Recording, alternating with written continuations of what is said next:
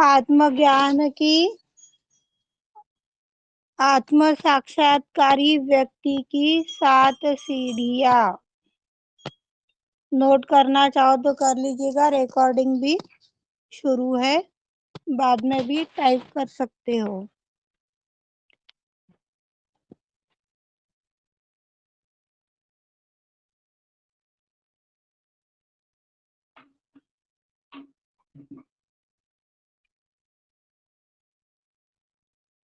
जब आत्म साक्षात्कार प्राप्त हो जाता है तो अपनी इच्छा के अनुसार कार्य होता है। इच्छा हुई, घटित हो गया। इच्छा हुई, ब्लेसिंग्स मिल गए। फिर चाहे वो शुद्ध हो चाहे अशुद्ध हो, शुद्ध इच्छा है तो परमात्मा के सानिध्य में बने हुए हैं। अशुद्ध इच्छा है तो वो तो पूरी कर ही देगा, पर शिमा ने बताया है, मैंने आप सभी के लिए नरक का भी इंतजाम किया है और स्वर्ग का भी इंतजाम किया है। स्वतंत्रता हर चीज की दे दी गई है, सारा ज्ञान भी बता दिया गया है। अब आपको तय करना है कि किस दिशा में हमें जाना है।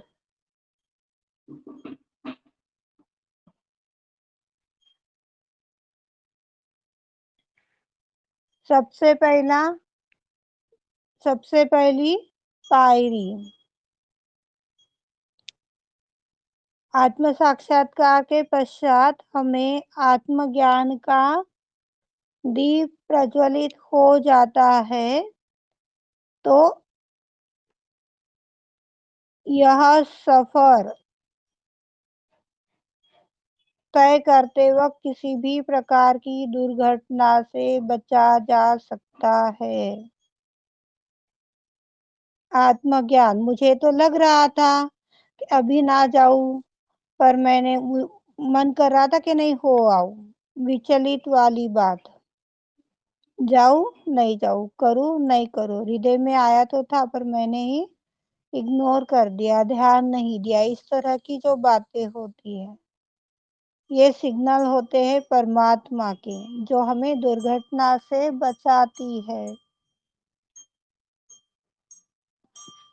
पहली पायरी आत्मज्ञान की, दुर्घटना नहीं होती जब आत्मज्ञान अपने हृदय के अंदर जागृत हो जाता है तब।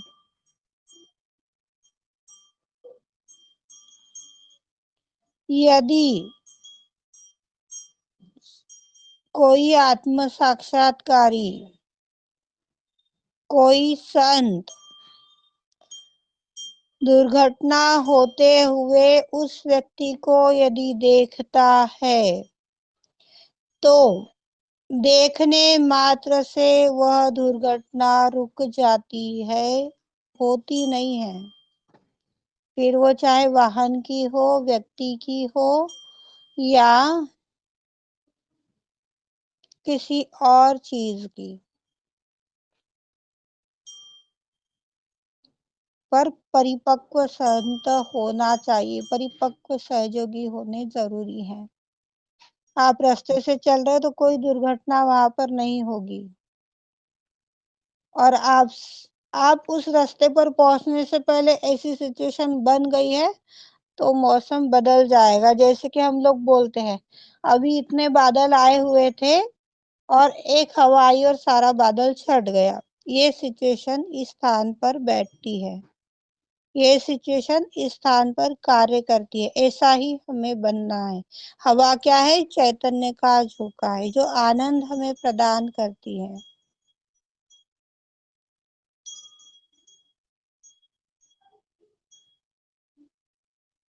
तीसरी पायरी, जब आत्म साक्षात्कारी व्यक्ति किसी के कुंडलनी के ऊपर चित्त डालती है तो उनकी श्रेणियां बदल जाती है। पर हमारा चित्त तो तुच्छताओं में पड़ा है, आज मैं क्या खाऊंगी, फिर कौन सी साड़ी पहनूंगी, फिर इस साड़ी के ऊपर ये ब्लाउज अच्छा दिखता कि नहीं, इसके ऊपर कौन सा ज्वेलरी अच्छा लगता है। अपन इन तुच्छ चीजों में अटक जाते हैं और फिर कॉल आती है कि दीदी मुझे नजर लग गई। दूसरों का चित्त हमारी ओर आए, अपने सामने वाले गलत व्यक्ति का आकर्षण हमारे ऊपर आए, तो ऐसे कार्य करना ही क्यों जिससे कि हम परमात्मा से एक कदम दूर हो जाए। ये नहीं करना है।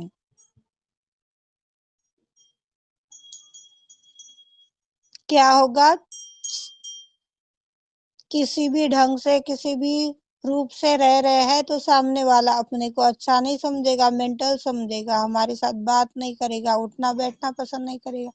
ठीक है, उनको धन्यवाद दीजिए, क्योंकि इसी अवस्था में हम हमारे उस परम परमात्मा निरानंद से मिलते हैं।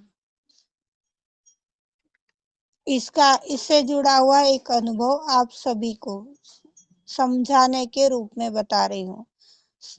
जिन्हें समझ में आए समझ लीजिए, नहीं समझ में आ रहे तो स्टोरी समझकर छोड़ दीजिए। आज से 10 साल पहले सेंटर में जाना, ध्यान धारणा, ये कार्य चलता था। छुप छुप कर सेंटर जाना, ध्यान धारणा करना। इसके पश्चात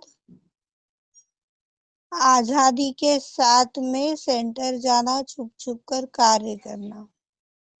यह सफर रहा 8 साल तक का, पकड़ कर चलो। 8 साल के पश्चात कोरोना आया, महामारी आई। महामारी के बीच में कितने लोग अपने प्राणों से हाथ गंवा रहे थे, और हमारे पास में वो पैथी थी।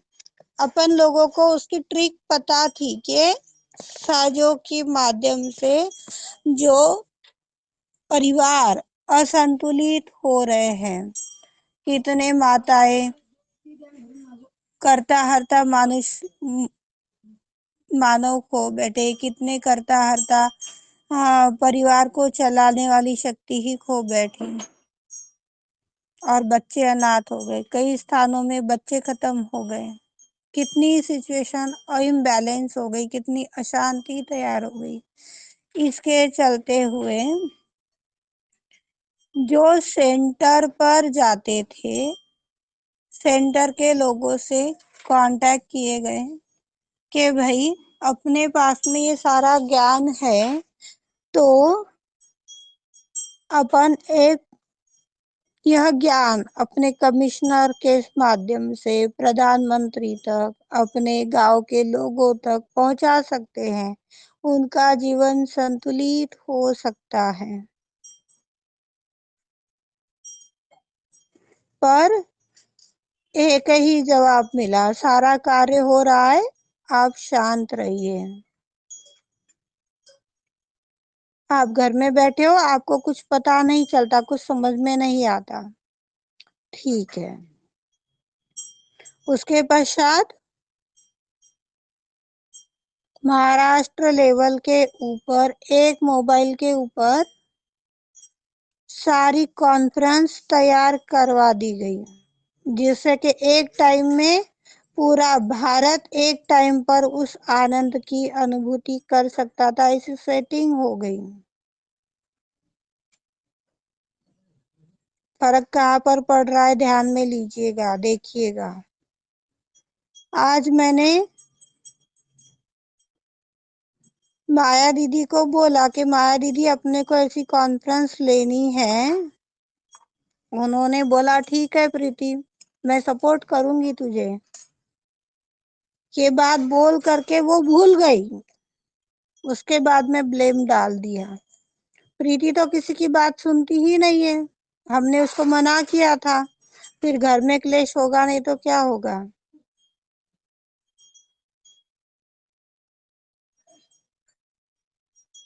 इस तरह के अज्ञानी एक सहयोगी के कार्य में किस तरह रोड़ा डालता है, किस तरह से उनकी कुंडलनी जागृत है, यह इस माध्यम से सुन सकते हैं। कितने टाइम तक वो पूरी प्रशासन बोलो या मीडिया बोलो आज फ्री में कोई कार्य नहीं करना चाहता। सभी को लगता है कि मैं यदि कोई कार्य कर रहा हूँ तो मुझे इसमें 100 रुपए मिलने चाहिए, 50 रुपए मिलने चाहिए, सभी को लालच रहती है। जितना मिल रहा है उतना आने दो भाई। क्या हुआ, 20 रुपया भी मिल गया तो क्या हुआ, एक दिन का दूध तो आ जाएगा मेरे घर में, आधा किलो शक्कर तो आ जाएगी, 2 दिन की चाय पानी तो हो ही जाएगा। ऐसे संकीर्ण लोग जो सहयोग में आकर के भी एक राक्षस के रूप में कार्य कर रहे हैं, हम सभी को उन्हें पहचानना है। उनकी श्रेणियों के ऊपर जब हमारे अनुभव, हमारे कार्य, अपनी स्थिति एक साथ हम लोग बैठ रहे हैं तो कितने स्थान पर वो चैतन्य कार्य कर रहा है ये हम लोग नहीं समझ पा रहे। फिर माँ ने भी बताया, आज से पहले आप लोगों को ये बात बताई गई थी, 100 लोग यदि एक स्थान पर बैठ रहे तो 5 से 7 किलोमीटर तक उसके चैतन्य चलते हैं, उतना एरिया साफ होता है। फिर भी कोई जिम्मेदार नहीं बनना चाहता, सिर्फ ग्रुप चाहिए।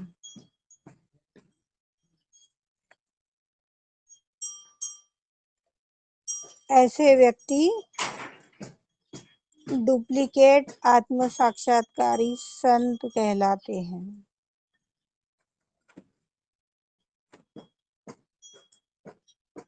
जब कुंडली के ऊपर किसी भी सहयोगी या नॉन सहयोगी के ऊपर कार्य होता है चित्त की माध्यम से, तो वो पूर्ण रूप से बदल जाता है।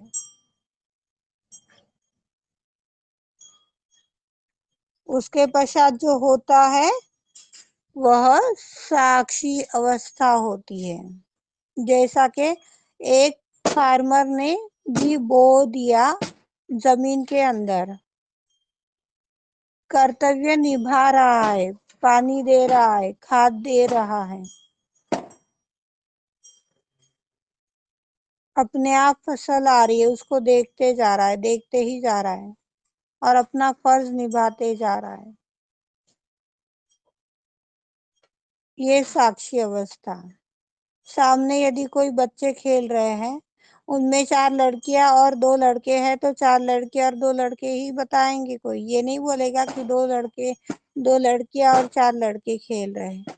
जो दिख रहा है उसे देखना, इसी को साक्षी अवस्था कहते हैं।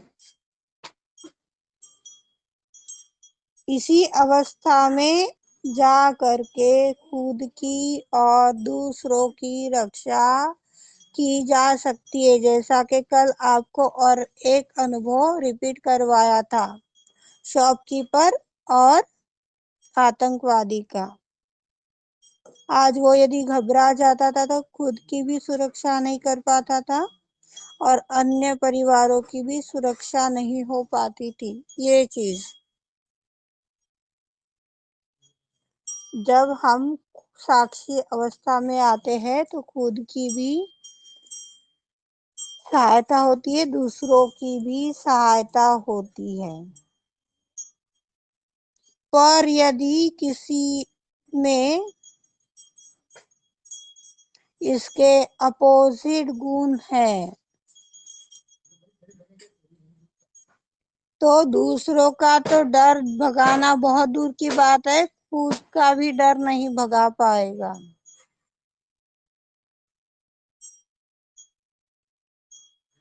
आपको किसकी सहायता करनी है, डिसीजन आपका है।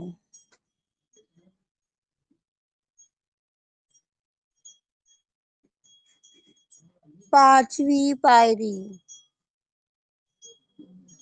जो भी कोई जन्म कुंडलनी बनाता है पत्रिका जिसे बोलते हैं,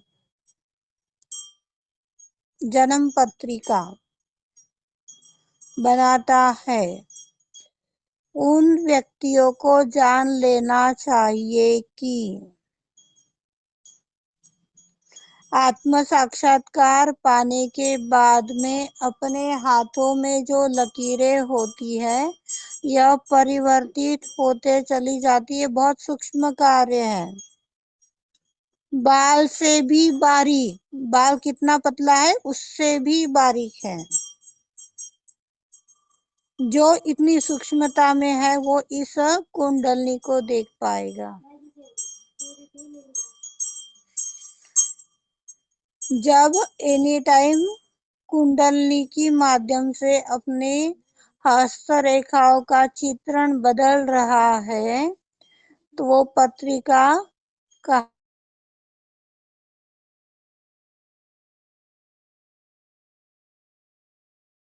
आवाज नहीं आ रही दीदी।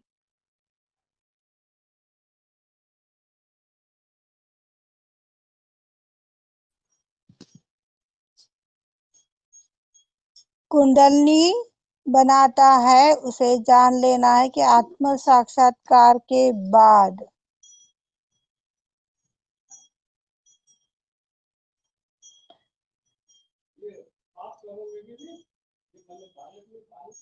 जन्म कुंडली में बताई गई बातें बदल जाती है। आत्म साक्षात्कार के बाद जो भी बातें कुंडलनी में बताई गई है, जन्म पत्रिका में बताई गई है, वह परिवर्तित हो जाती है। थैंक यू श्री माता जी। एक सूरज की तरह चमक जाती है।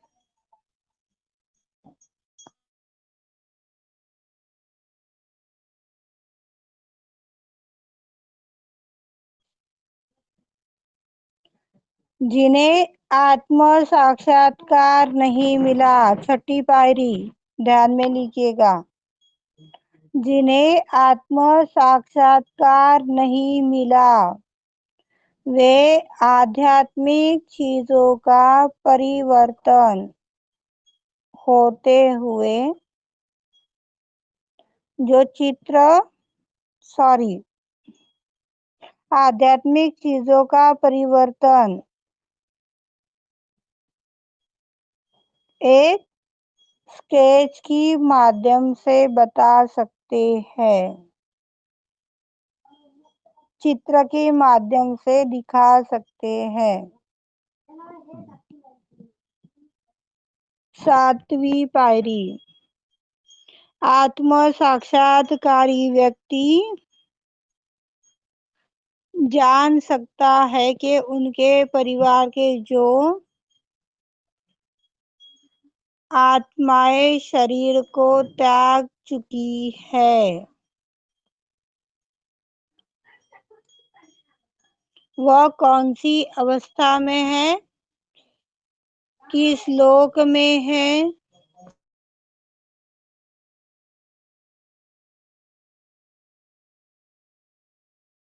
आवाज नहीं आ रही थी। देवेंद्र भैया माइक बंद कर दीजिए। कौन सी